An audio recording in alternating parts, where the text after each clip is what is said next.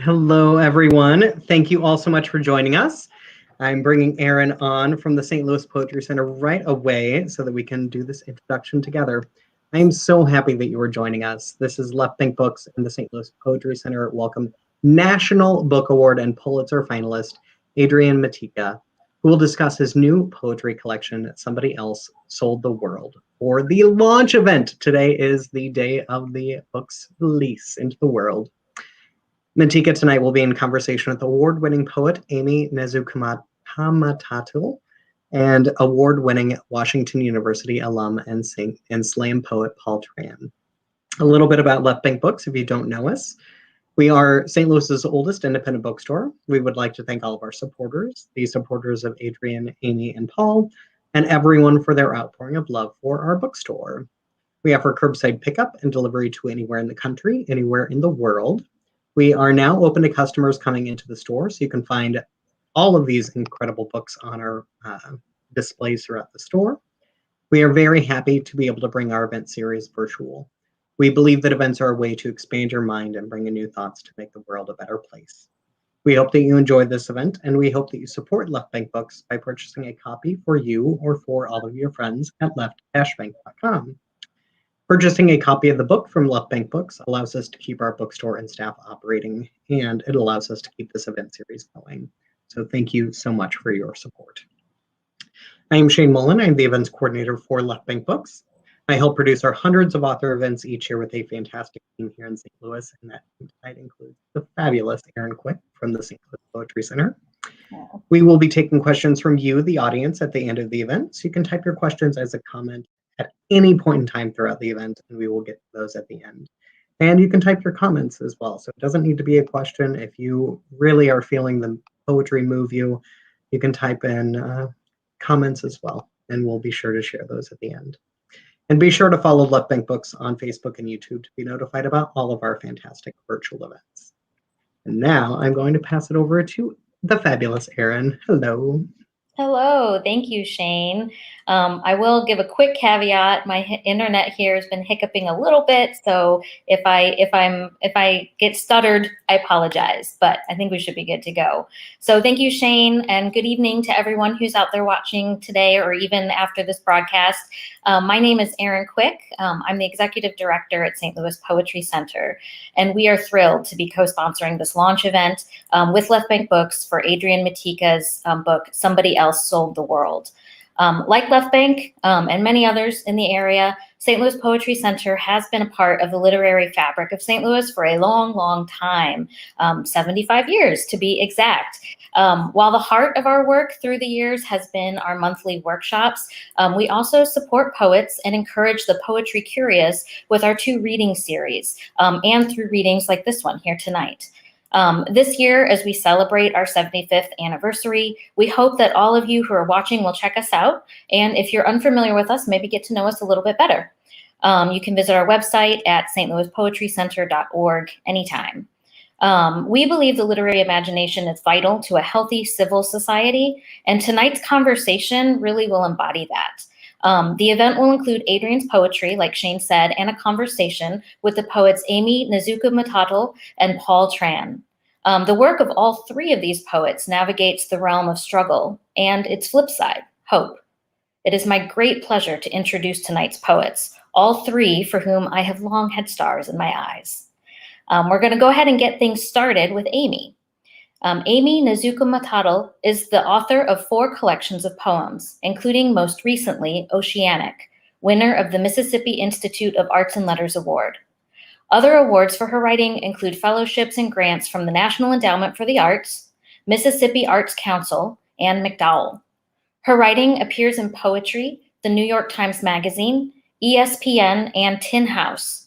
She serves as poetry faculty for the writing workshops in Greece and is professor of English and creative writing at the University of Mississippi's MFA program. Please join me in welcoming Aimee.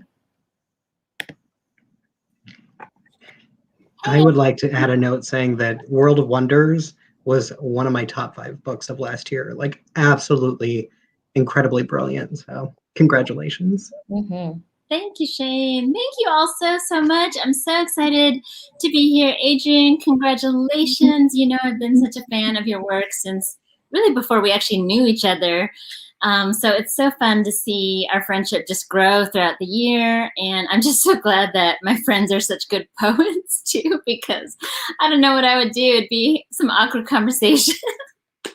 And I'm so happy to read with Paul. So I'm going to keep this short because I know this makes you cringe, Adrian, but I do want to celebrate you. And I think if you'll forgive me, I just wanted to read two little, they're not poems, but because they're still fresh for me, I've been writing prose lately. So I'm still a poet at heart, you know, that I still can talk about it fine, but I wanted to at least, I chose these two things to read tonight. So the first one I'm going to start out is my favorite cephalopod ever. And if you don't have a favorite cephalopod, you need to fix your life and get one, find one, look one up. This is the vampire squid, and I'm just going to read a very small portion of it. The vampire squid. Way down deep in the perpetual electric night of the water column, a place where sunlight doesn't register time or silver filament, the vampire squid glides in search of a meal of marine snow. These lifeless bits of sea dander are actually the decomposing particles of animals who died hundreds of feet above the midnight zone. The vampire squid reaches for the snow with two long ribbons of skin, which are separate from its 8 tentacles. If it is truly hungry, it trains its large eye on a glow, the lure of something larger, a gulper eel perhaps, or an anglerfish waddling through the inky water. The squid's eye is about the size of a shooter marble, but this is nevertheless the largest eye-to-body ratio of any animal on the planet.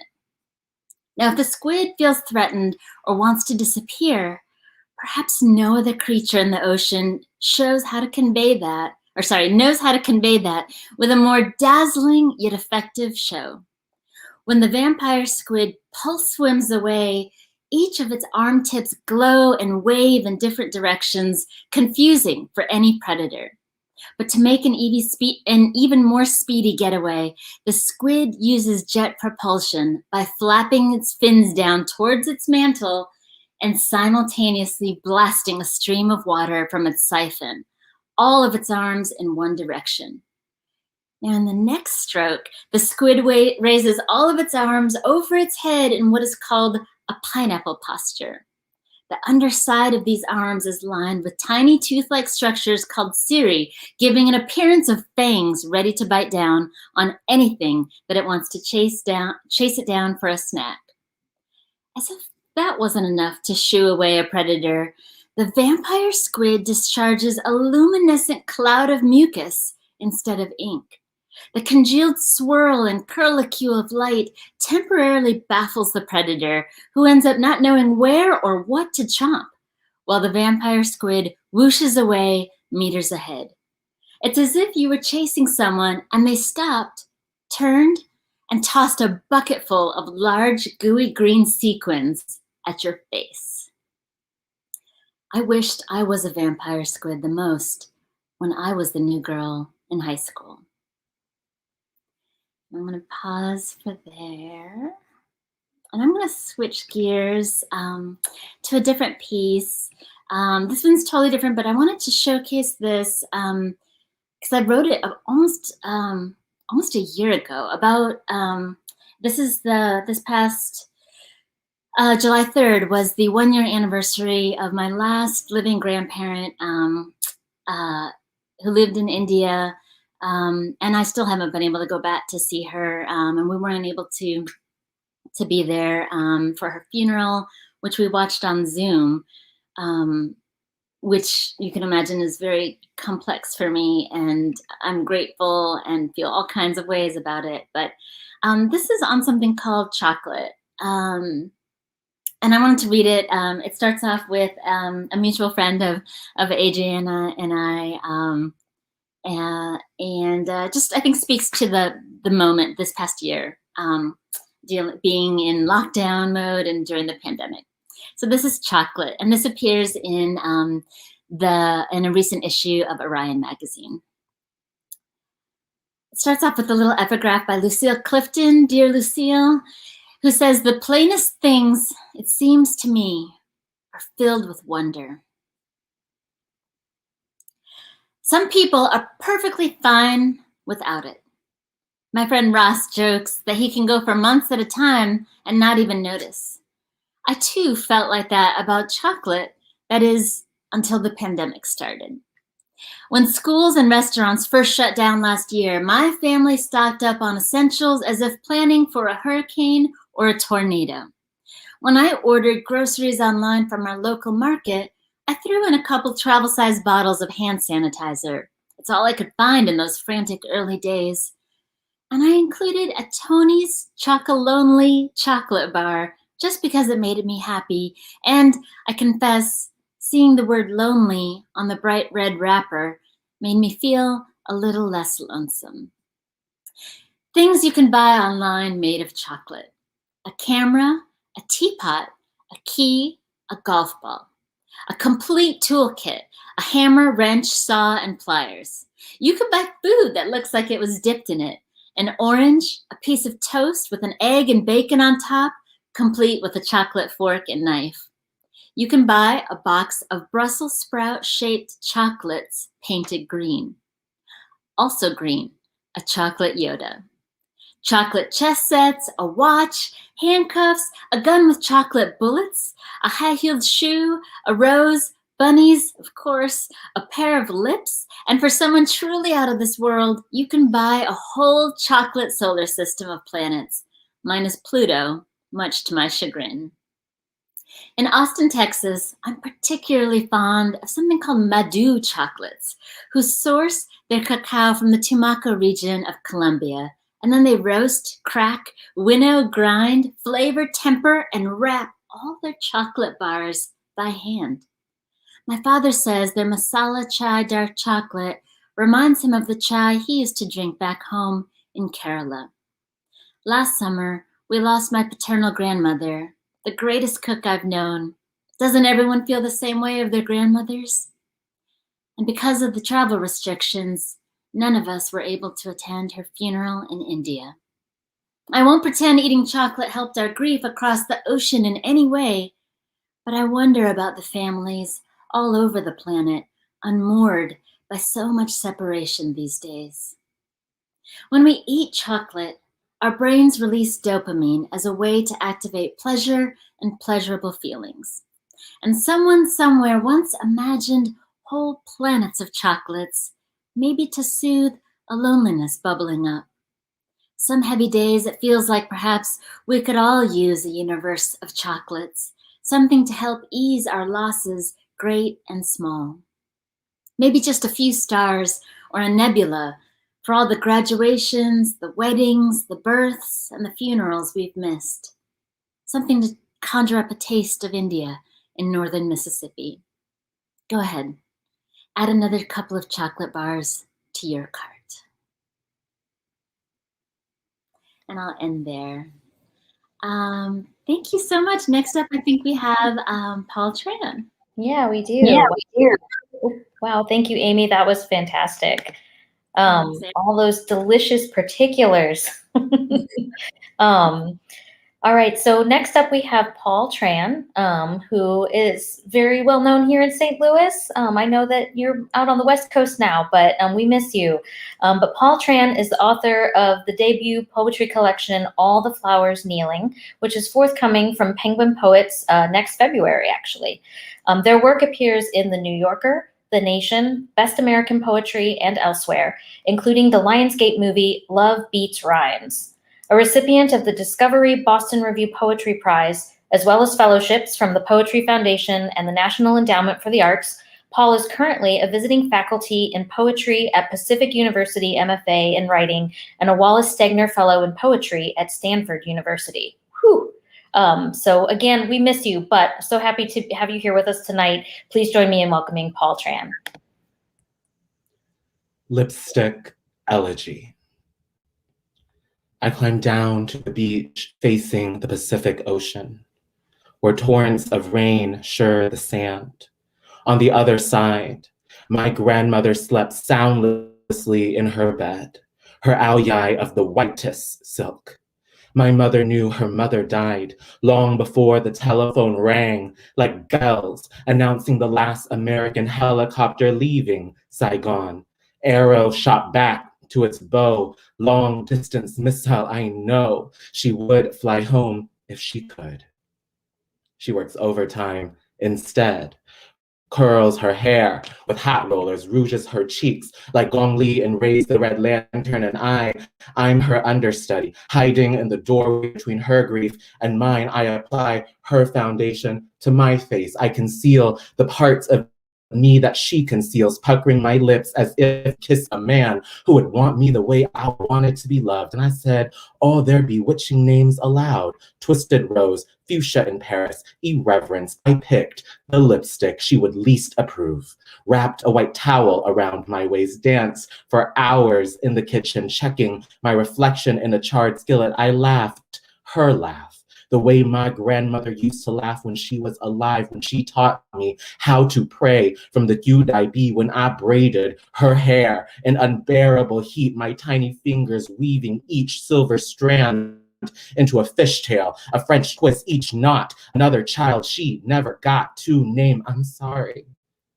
mother of my mother, immortal Buddha with 1,000 hands chewing a fist of beetle, your teeth black as dawn. No child in our family stays a child that their mother can love. Thank you so much, Left Bank Books and the St. Louis Poetry Center, for letting me celebrate Adrian today with Aimee. Adrian, it's such an honor to be your student and to have seen the journey of this book and to be with you at this moment. I'm just filled with incredible joy and gratitude for you. The poems I'm reading tonight are from my forthcoming collection. They, on the surface, deal with being a survivor of sexual assault, but it's more than that. It's a book about love. It's a book about knowledge. It's a book about whether the knowledge that we are worthy of things such as love enough to help us build the lives we want. This next poem is called Galileo. I thought I could stop time by taking apart the clock. Minute hand, hour hand, nothing can keep. Nothing is kept, only kept track of. I felt passing seconds accumulate like dead calves in a thunderstorm of the mind, no longer a mind, but a page torn out of the dictionary with the definition of the word self effaced. I couldn't face it. The world moving on as if nothing happened. Everyone I knew got up, got dressed, went to work, went home. There were parties, ecstasy, Hennessy dancing around each other. Bluntness, blunts rolled to keep thought after thought from roiling inside me like wind across water, coercing shapelessness into shape. I put on my best face. I was glamour. I was grammar, yet my best could not best my beast. I too had been taken apart. And I didn't want to be fixed. I wanted everything dismantled and useless like me. Case, wheel, hands, dial, face. For a long time, I had to decide whether or not I even wanted to survive. And I looked around me for models of what triumph looked like. Models like my mom, who worked 3 jobs so that I could be the first in my family to graduate high school and go to college. Models throughout history and art and literature, like the artist Artemisia Gentileschi, an Italian Baroque painter who in 1620 made this incredible portrait of a biblical figure, Judith. And Judith, if you might know, had her village invaded by an army. And to seek her revenge, she and her maidservant goes into the tent of the general at night. And in the night, she seduces him and she beheads him. So this is Judith slaying Holofernes. I know better than to leave the house without my good dress, my good knife, like a crucifix between my stone breasts. My mother would have me whipped for that. She'd have me kneel on rice until I shrilled so loud I rang the church bells. Didn't I tell you? She would remind me that elegance is our revenge, that there are neither victims nor victors, but the bitch we envy in the end. I am that bitch. I am so dogged, so damn not even death wanted me. He sent me back after sacked my body the way your army sacked my village, stacked our headless idols in the river where our children impaled themselves on rocks. I exit night. I enter your tent, gilded in this bolt of stubborn sunlight, my sleeves already rolled up, and I know what they'll say. She's a slut. For showing this much skin, this irreverence for what is seen when I ask to be seen. Look at me. My thigh lifts from your thigh. My mouth spits poison into your mouth. You're the nasty beauty. I'm no beast. But when my blade slides clean through your thick neck, while my maid keeps your blood off me and my good dress, it will be a song the parish sings for centuries. Tell Mary, tell Eve, tell Salome and David about me, and watch all their faces like yours turn green.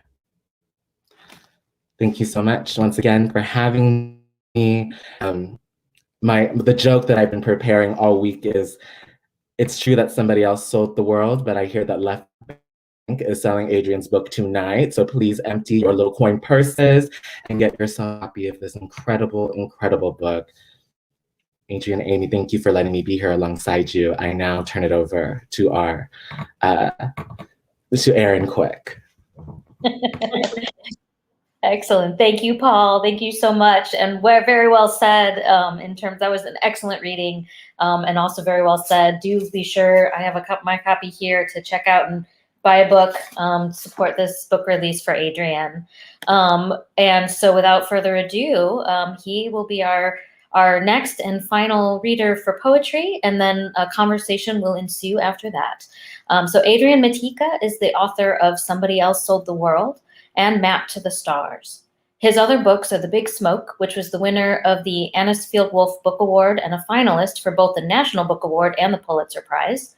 Mixology, which was selected for the National Poetry Series, and Devil's Garden, which honestly is one of my favorites, winner of the New York New England Award. He has received fellowships from the Academy of American Poets, the Guggenheim Foundation, the Lannan Foundation, the National Endowments for the Arts, and United States Artists. He served as poet laureate for the state of Indiana from 2018 to 2019 and lives in Indianapolis, Indiana. Again, please join me in welcoming Adrian Matejka. Thank you for that, Erin. And thank you, Paul. Oh, that was so beautiful. I cannot wait for all the flowers kneeling. And Aimee, always, you're one of my favorite poets on the planet. And I'm grateful that you both could join me in doing this event. Thank you, Left Bank Books. I miss T.S. Eliot's bust out front from my time in St. Louis. I'm feeling a little awkward right now because I was so caught up with the work that I was just listening to, but I'll switch to reading mode here in a second. I'm so lucky to have friends who are as gifted as my friends are. So thank you to all of you who are out there listening right now too. I'm grateful for you. All right. So this book, Somebody Else Sold the World, I wrote almost all of it last year between March and October. And so it's very raw. It feels to me, it's very new still. For those of you who know my work at all, it usually takes me about 4 or 5 years to write a book.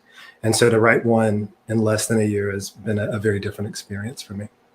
So I'm just going to read some things. The book is dedicated to my mentor and friend, John Tribble, and also to my father, Robert Matejka, who both passed away right before COVID, right at the end of 2019. And so they were with me when I was writing this book. Somebody else sold the world. And before I knew it, the violet sky flagged with the sun's violent demands. for magnolias in bloom, natural light, any place magnanimous without locks or doors. Different kinds of masks for being and breathing. The antagonists with their vanities hands and usual mischiefs whistled jingles about liberties and war while we buttoned up our confinement and dreamed about hugging. We talked about was and when we missed our friends and dentist appointments. Molars dropped out without breathable air. Hair forgot its natural color without the testimonies at intersections and barbecues. Words lost their family recipes. Friends lost their words, then lost their parents. A mass few found love somehow in the gerrymandered grocery lines and farmers' fields upturned with unsellable vegetables. So the antagonist cornered the curfew, manufacturing arguments with guns at the ready like henchmen. The air around us was so ripe, it might have broken in half if we could touch it. Should show this cover. The cover of this was done by Dario Robleto, who's a brilliant artist and friend based in Houston. If you don't know his work, you should check it out. Thanks, Dario, for letting me use your art for the cover. On the B-side. The song ends because the beginning doesn't jumpstart again. Red smudge of a mouth, lipstick all over the place like the afterthought a comet leaves on its way out. What makes this moment unfold like a woman raising herself up off an unfamiliar couch? Honky-tonk in the blue honey of an eyeball, perfume in its circus of heart-shaped introductions. Innuendo always stumbles in the lead-in like a man pawing around for his busted spectacles as he wakes up in the world's stubble. Hand over hand he paws through guitar picks and record changers, busted gut strings and clothing strung with familiar vibrato outside the window. He could be Bowie himself, exhausted by skyscrapers, cracked in the aftermath of a smile. His eyes aren't different colors, they just have different focuses. He could be a whole lot of nothing, thin in hair, low change in his right pocket jingling down the stairs. He was given all of it and stole the best of the rest. Even without glasses, he sees her nearly dressed, 33 and 1/3 RPM, staticky in the lead-out's harmony. That's one of those.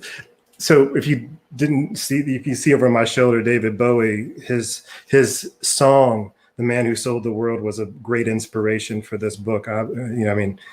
Barely, I basically hijacked it for the title. But his work in general has always been something that inspired me. And there's this misconception that he had two different colored eyes. He didn't. They were the same color. They just, one of them was dilated permanently. This is a poem called Hall. And like a lot of the poems in this book, the title comes from a song. This is based on a song by an EMD musician named Christian Loeffler. Hall. I used to live in a sandstone house wrapped in flowers. They weren't tall like Neruda's in his city next to the sea. My flowers quick-stepped like the town I walked the dog through. Little magentas, roses, sing-song rehearsals of sing-along yellows and winking whites when the right breeze kicks up. Out in the yard, neighborly blossoms falsetto to the canopy each and every spring. Suburb of aromatic layers, trimmed hedges, pollinating the windows while my little girl gospeled down the long stair of reverie. Glory be. Her harmony bent me like a stark song in the back talk. Euphonium along the length of yawning houses, those for sale signs and empty windows with timed lights. Everything sang its entropy. Almost everybody grew eventually, not by revolution, but by realization. Nostalgia made mnemonic. What else could I do after leaving that house other than become part of the chorus? Glory be my aberrant attendants, still trying to itemize the litany of sunstruck days the way Sisyphus did. Hauling his bundled shipwreck up to the recycler for a few copper coins and a smoke. Glory be my busted fatherly heart.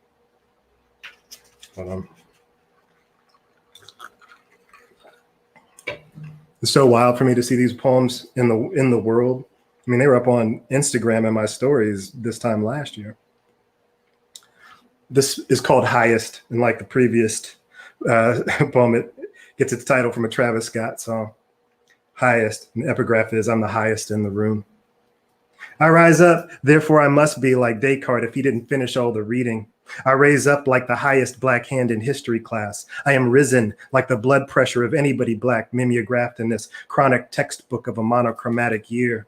That's infant mortality rate high. That's high top fade high. Almost everything up here hangs threadbare squarely in the red line of summary excuses. Everything else up in here, from the cop apologies to the solidarity statements, a double tap of distraction for somebody else's high sign. That's unemployment high. That's Machu Picchu high. What a relief hardly anybody stuck around to see me on the low side of the mountain. What a reprieve because I kept it rising stealthily, past my historical anxiety, way past my inherited hearsay, until I am so high up on the shelf I level alchemy. Even now, even up here, I'm adept at shrinking myself for safety. Even up here, my shoulders hunch like a small analogy. I'm just going to read a few more, and almost all of them are called Somebody Else Sold the World.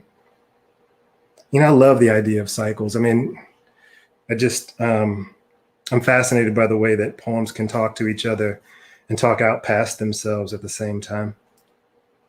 Somebody else sold the world. And by now, even the unemployed cat burglars appreciate sunrises for their reliability.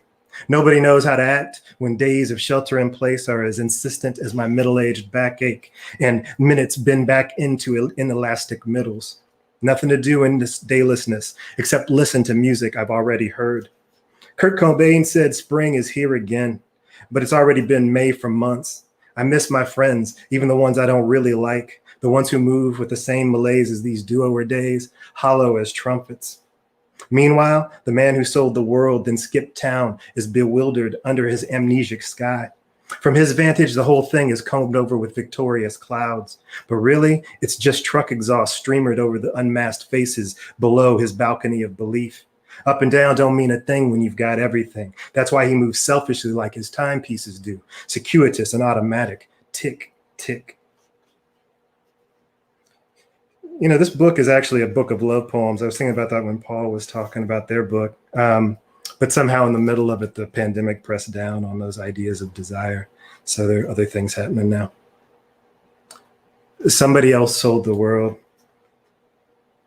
I don't know if I should, excuses. It's a really good deal, excuses. It's not mine even if I could, excuses. If I don't do it, someone else would, excuses. If I don't play along, I'll be, excuses. I'm committed to it now, see, excuses. Oh no, not me, excuses. Excuse me, I'm gonna get back to you next Tuesday.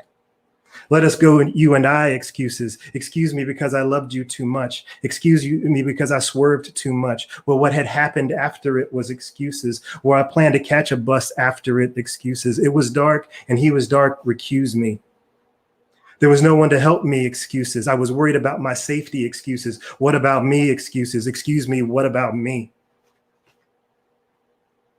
And I'm just gonna read two more. I said it was a book of love poems, so I'll read a love poem. I was thinking about, you know, the first time you tell somebody you love them, and there are only a couple of ways that can go.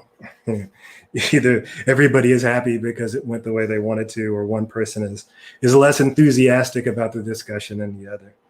And I think you'll be able to figure out which one of those happens in this poem. I say the thing for the first time, and what comes after? Charcoal underbone, some dark room for soliloquies and irises wide at home, some other glitter party popping off and ending with me counting resignations on a couch made out of my last pennies. Copper profiles lost in the cushions, dull with emancipation and worth almost me. Button nicks instead of eyes, green patina instead of skin over presidential profiles. How to separate the exhales from full-bodied anxieties. The song in the park across the street bumped something about love and sunflowers, but I can't split my requiem from its simple leather. Sneakers arrhythmically skeletal, squeaking left and right in somebody's want garden midtown, in a crack city split by a river so cluttered with rough history, it's almost eye level to the flustered blackbirds. All right, you know what, if it's okay with you, I want to actually read a poem's in this called Love Note, so I want to sneak one really short poem in here. I'm sorry, I'm doing the thing that I don't like, I didn't want to do, but I don't know. It's weird for this book to be in the world. I mean, good, weird. You know what I'm talking about. And I don't know it, so I have to flip through to find the poem I was wanting to read. All right, here we go. Love Notes. So there's a series of poems called Love Notes that are like those love notes that some of us wrote when we were in high school. Love Notes. Come through my lit incantatory touch, come through my resplendent crush. Even the breeze seems like a huff of basic aromatics when you swirl into the banter. Come into the handwritten rhapsody where my heart remains an unusual pronunciation. The trees flutter with pretend breath. The birds therein are mostly lazy and handsy. I can't see them, but from the heart way out to the trees, mitral humility, as in yes, please, to whatever your requests may be. Your question became this note in cursive. This note is a memory of trees just like us. I should have said that was also a sonnet. All right. So this is the last one I'm going to read. And there's a lot in this book trying to contend with the former president and his cabal of bandits and thieves. And I just kept thinking about how what we just went through was inevitable, but it didn't need to be that way. You know, I mean, I was looking for a way to move out of the United States. I was so tired of being under a regime that just doesn't care about the people in this country. It's a problem that continues on even when the presidents do care. So this is about him. This is my wish for that dude on his way out. Somebody else sold the world. When I was a kid, I watched Poltergeist on a Tuesday, and it scared me so much I was afraid of the weekday itself. And still each Tuesday, the long-fingered trees outside my head are missing some bark. Antagonists all over, mostly maskless as underprepared burglars. They cough without covering their tracks. They leave their shoddy fingerprints everywhere. On their self-congratulatory neighborhood walks, they acquit their own nondescript hearts until they burst and resurrect inside the TV's particled white. All voice and hardly any body. It will be weeks before anybody cares enough to change their channel. In my imagination, spring forward, the last antagonist in his fold-out throne feels just like a black man for a minute. Everyone crosses the street as soon as he gets near. His pockets are turned out to their white parts, and still, everybody acts like he sold the world. Thanks, everybody. Thanks for listening. I appreciate you.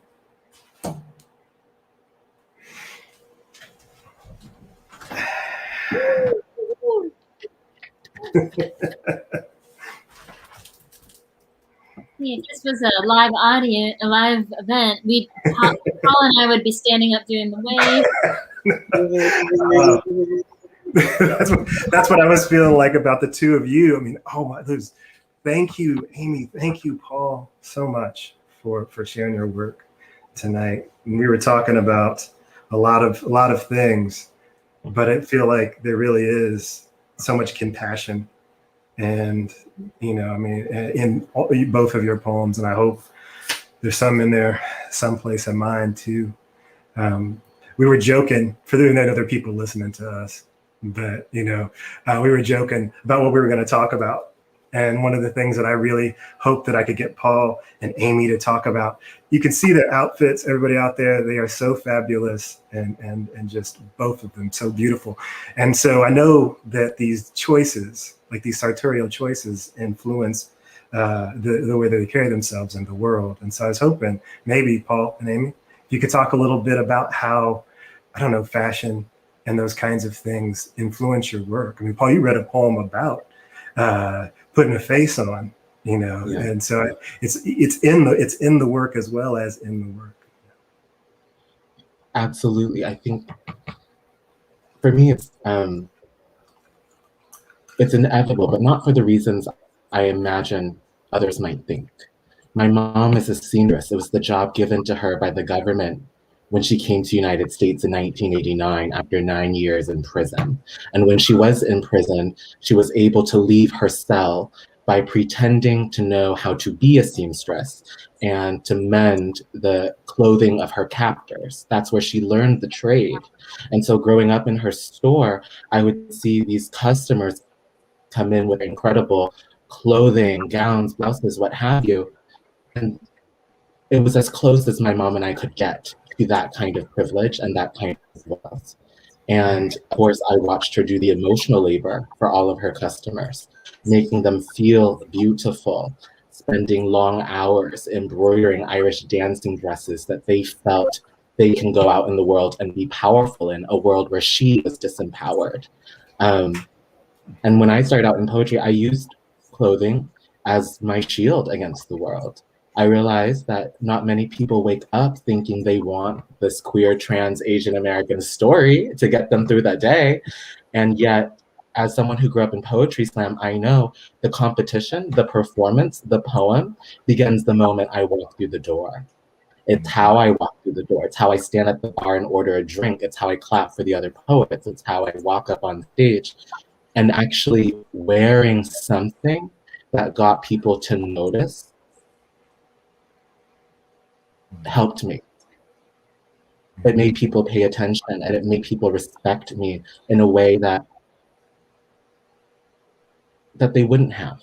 And I would say in closing that I've sometimes felt created this trap for myself, because there are folks out there who see me more as a performer or as a persona and not a poet.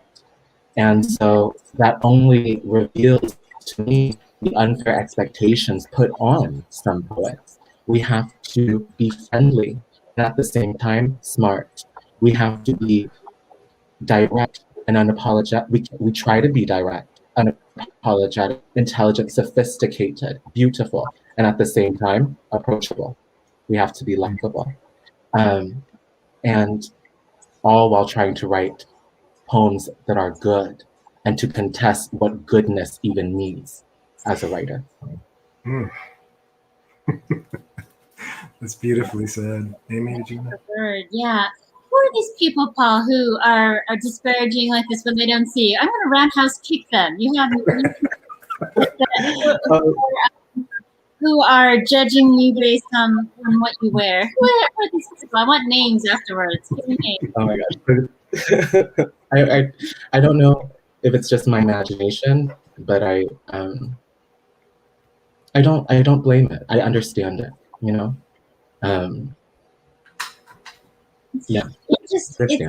But you know, it's very perceptive what you said, and I just want to add, it kind of speaks volumes about them, especially if I hear things like that coming from other poets in particular. It's really hard for me to ever read their poems, you know, again, like that kind of, without, like, I just have, I don't know, maybe it's unfair or not, but I just have, the bar is higher for me of poets to be more embracing, to be more, at least open to learning and being curious about the world. Like, I can't even imagine a place where I would just walk around being like, I am a professor of poetry. I know it all. I am a master of fine arts, and I have nothing else to learn. You know what I mean? Like, I'm not opposite of like a master. I'm absolutely a student. And the day I stop being a student, I think is when my poetry is gonna just turn, you know, to the toilet. I mean, it's just, anyway. So, just I love your story, Paul, and I love, you know, it's so moving to me to hear you say that clothing is like an armor for you. I feel that in a very different way, but it was not always the case. You know, for me, Adrian, going back to your original question, and I write about this a lot in the last 20 years. All I wanted to do was blend in. So, with my mostly white counterparts of girlfriends and the guys I liked, you know, I mean, just individuality, let's say, was not very much encouraged, you know. And then since being, you know, I guess, what do my students say? I just snapped maybe one day. Like, I just snapped. Like, suddenly I just didn't care anymore. And I've always been somebody who loves color. I've always been somebody who loves a good deal. And I love shopping, and I'm not going to apologize for it. And I'm not going to apologize if I'm wearing fuchsia in a sea of beige, you know, audiences, you know, that kind of thing. Like, I'm already mostly going to be standing out in most of the rooms that I'm in for work or publishing, you know, that kind of thing. You know, we all know this. Paul, you and I know that we're usually the brown face in a sea of white. So why would I care anymore if I'm even more, if I'm standing out already more. So I guess I would say too, I have a small essay.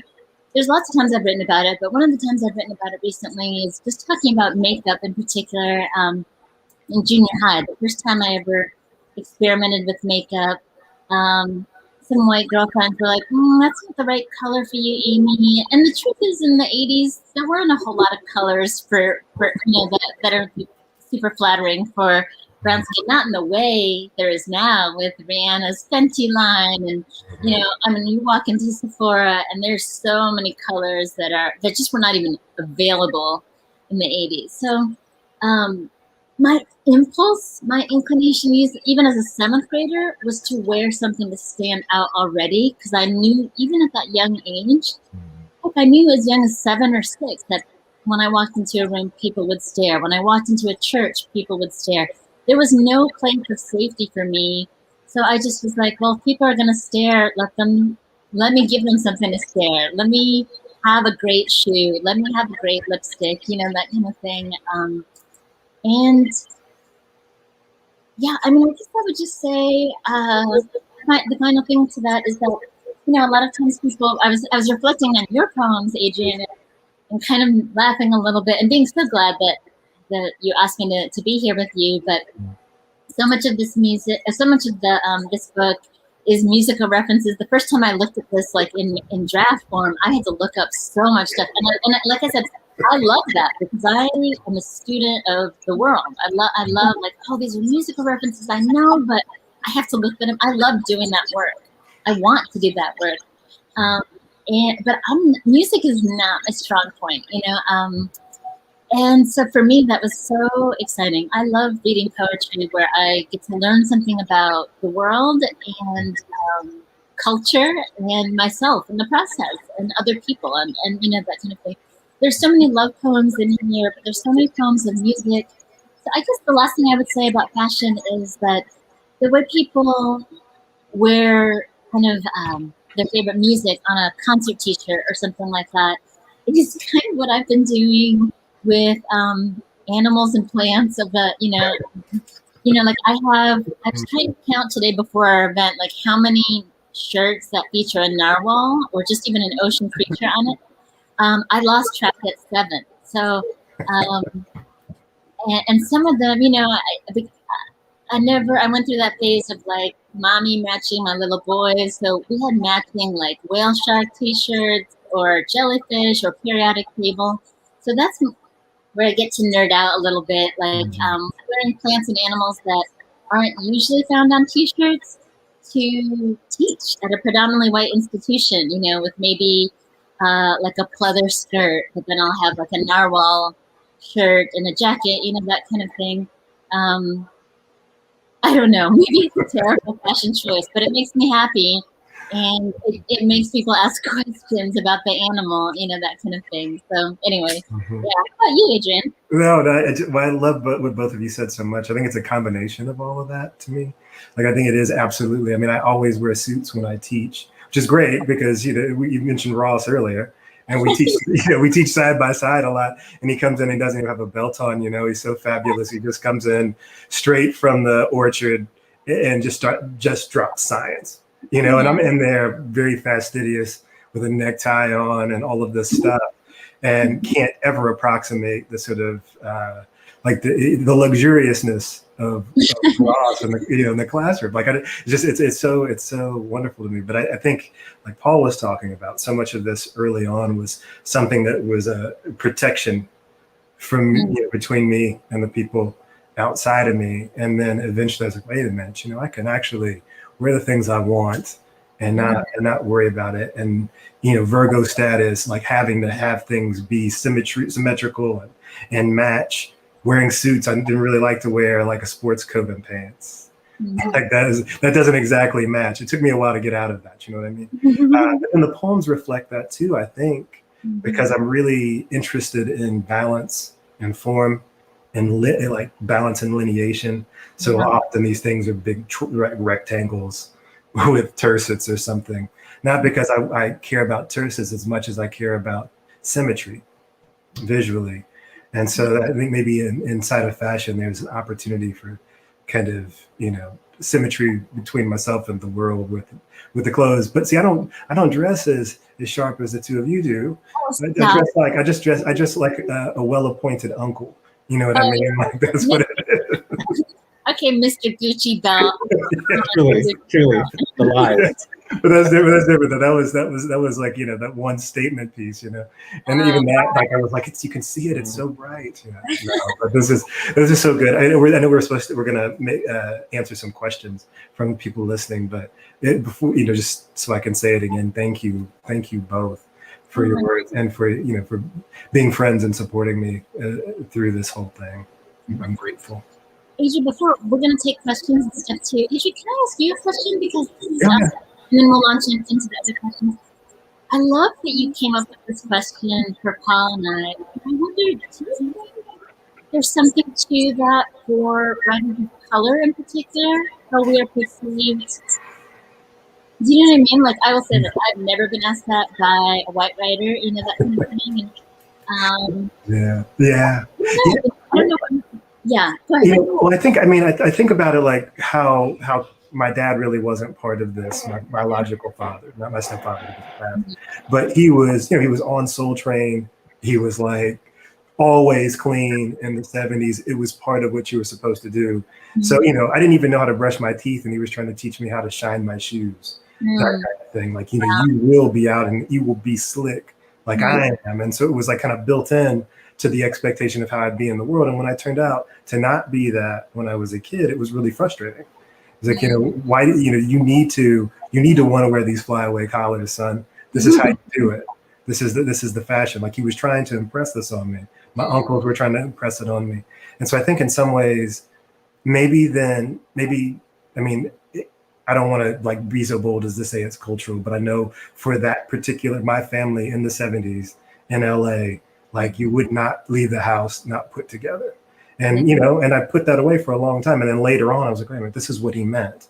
Part of it was just being slick, but the other part of it is not being vulnerable, like not showing up in a tank top and shorts at the grocery store because somebody might ask you why you're there.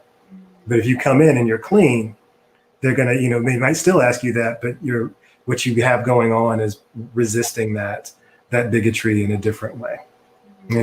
Maybe I hadn't thought about it until you just asked me. But I want that all in an essay, Adrian. Co-authored by Paul as well. That's what I think. Paul, we just need to just transcribe what you said earlier, because that was an essay right there.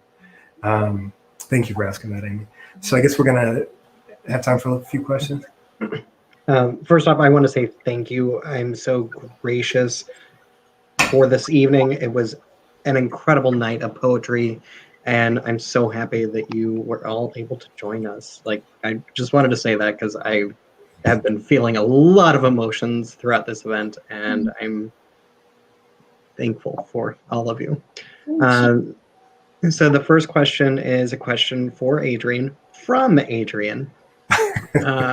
Not from you, like, at least as far as I know. Yeah, I'm planning it myself. So much. Adrian. So you mentioned that it typically takes you a few years to write a collection. What was different about this one? It takes me a while to produce as well, so I'd love to hear about your process with this particular collection. From one Adrian to another, thank you for your time and for sharing your work. Oh, that's a great question, Adrian. Thank you for asking. A lot of it had to do with our circumstances. I don't know if this applies to Aimee and Paul, but one of the ways that I balance myself in the world is writing poems. And so when everything is falling apart and I can't figure out how I'm supposed to be, the poems are still there, asking to be written. And so, unlike any other time in my life, not even not grad school, not any time, I had nothing to do but write. Like, every day, get up and, take a walk, do exercises inside of my house, and then write. So I didn't think that it was going to be a book. It's just that I was working on it in such a different way, and the material was different. that at some point it became clear that it needed to stay and be what it is now. Otherwise, the poems would fundamentally shift with the knowledge that we were accruing. And I wanted them to stay as poems that were written last May and last June and April, when we were like wiping off the mail and, you know, disinfecting the clothes coming back into the house and all of that kind of stuff. I wanted the poems to stay there, not where we got later in the fall when the governor of Indiana just basically said, you guys are going to go back to work, and sort of forced everybody out of their houses. And we'd learned some things. I wanted them to stay raw in that way, as opposed to the wisdom that comes, I guess, with learning. And I never wanted that for poems. I wanted them to be the most fastidious and irrefutable and error-free that they could be. You know, there's something about that maybe ties back to what we were talking about clothes. You know, I want everything to be buttoned. You know, I want everything to be a particular way, and I wanted to have those poems operate in that same way. I mean, I don't know if Paul or Aimee, if you have variations on that you want to share. No, other than I think what the readers of this new book are going to be in for, Adrian, I think it's such a departure from your other books, and I think the way it was composed, and I mean that in the best possible way, not like a wow, it's all done. And I think you can see that in knowing kind of along the behind the scenes how these were composed. I think it serves as a great kind of time capsule of this weird moment in time. And I just bow down to it because I was not productive in terms of creating new work for that. So I'm happily going to be the lead cheerleader for people who read it. It was, I think everybody, we're going to come out of this with different stories and different experiences. I was able to write, but I was not able to break the lines. So I was able to write prose. It was hard for me to break lines. I don't know what happened in my brain. It's like that part broke a little bit. It's healing now, but I didn't want tension on the page when I had so much tension in almost every aspect of my life. So anyway, but I just think it's such, and what was especially particularly gorgeous and great about this collection as it was coming together is that there's love poems here. There's so many love poems, and it's a book that feels alive. So I think all the readers are just this is a nice balm. This is a nice salve for kind of the trauma that we've all been through. So I just want every single person to get their hands on it. That's a plug for Left Bank Books to, go ahead and order it now. It's just a balm. It's a balm to me. It soothes me. It soothes me. Thank you for saying that, Aimee. Yeah. I agree with everything you said. Your experience we've gone through the past year shows so much of the concerns on people's minds during the middle of the pandemic. How do we love one another? How do we closeness and intimacy against so much distance and space? And one amazing quality of the book I want to praise is that it continues out of the same subjectivity that brought us to the garden, to Big Smoke, to the stars. It's the same subjectivity and attention to human life here. And I mean, I think you continue to instruct us with each book. And how to get through a time like this is precisely what somebody else sold the world does. Oh, thank you for saying that, Paul. It means so much. The part that maybe is worth bringing up is that, like, I thought we would be done by now, like we're completely done. So I just assumed that when the book came out, we'd be looking back at it in this way, not looking at the possibility of having to deal with all of this all over again and these variations and mutations because hillbilly neighbors don't want to get vaccines. I mean, it's like this thing that's so preventable, and yet, and so, yeah. So even as I was trying to figure out what to read today, I was like, man, this would have seemed so different if we were done. I mean, it feels different for me because I'm vaccinated, but I also, had COVID. So there was a lot of stuff there that was sitting with me. Yeah, I'm sorry. I don't know how much time we have. I want to make sure that we had time for other questions too. As long as you are all okay, we can go a little bit long tonight because I do want to get to at least one more comment and another question if you're okay. If you do have somewhere to be, please let us know. And you can disappear. I don't know. But I do want to say before we go a little bit long, just how much I'm thankful that you and how excited I am to celebrate this event and celebrate this book. So Thank you, Shane. I shared a link for where to get all of your books, including pre-ordering Paul's next book, Aimee's incredible book, World of Wonders, and the book that we are all here to celebrate tonight, of course. So those are all available for sale at Left Wing Books. Let's share a comment from the incredible Mary Jo Bang, and then we'll do one question for everyone. So Mary Jo says, what you said about how your father and the other men in your father wanted you to dress in a particular way is very interesting. I think clothes are a way of performing, as Paul pointed out. And clearly they were telling you, perform as if you know you're performing. Choose your costume. But you found that clothes weren't the way you were going to perform. Words were going to be your performance medium. That's wonderful. Thank you, Mary Jo. I was just talking to somebody. I had the distinct pleasure of hanging out with Mary Jo at the River Styx reading series, like 10 years ago or something now. And it was one of the best poetry conversations I've ever had. So, a long time coming, Mary Jo. Thank you for all the wisdom you imparted on me over wine at Duff's back in the day, and also for that wonderful comment. All right, the question for everyone is going to come from Catherine.